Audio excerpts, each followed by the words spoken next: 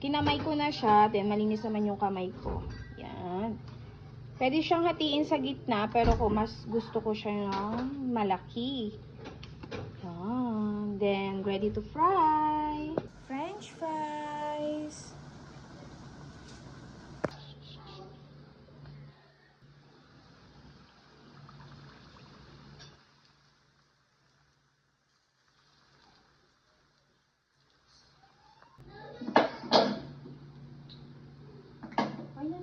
Ano siya?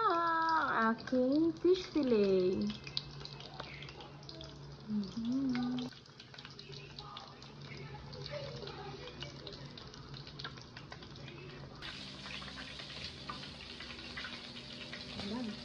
Ayan na guys, it's dinner time. Kaya naman guys, kung nagustuhan niyo po ang video ko, pa-like, comment, share, and follow me for more.